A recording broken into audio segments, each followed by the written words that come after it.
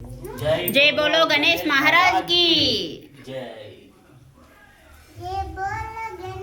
ముల్లోకములను నదులన్నింటిలోని స్నానం చేసి నా దగ్గరకు వస్తారో వారికి ఈ ఆధిపత్యం ఇస్తానని చెప్పాను.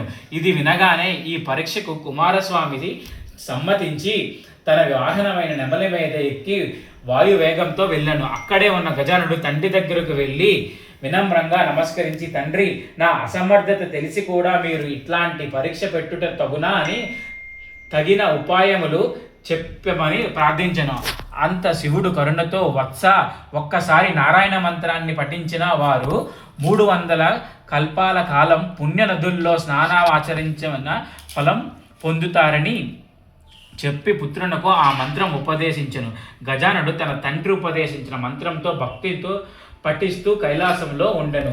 నారాయణ మంత్ర ప్రభావం చేత ఏ నదిలో స్నానమాచరించుటకు వెళ్ళినా తనకంటే ముందుగా గజాననుడు అక్కడే ఉండటాన్ని గమనించిన కుమారస్వామి ఆశ్చర్యపడి కైలాసంలో శివుని పక్కనే ఉన్న గజానికి నమస్కరించి తన తప్పును తెలుసుకొని ఈ ఆధిపత్యము తన అన్నగారికి ఇమ్మని తండ్రిని కోరెను.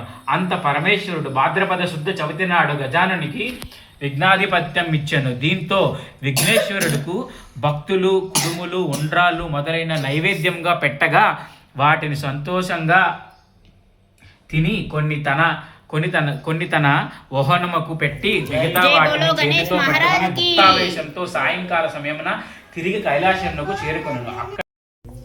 जय बोलो गणेश महाराज की जय।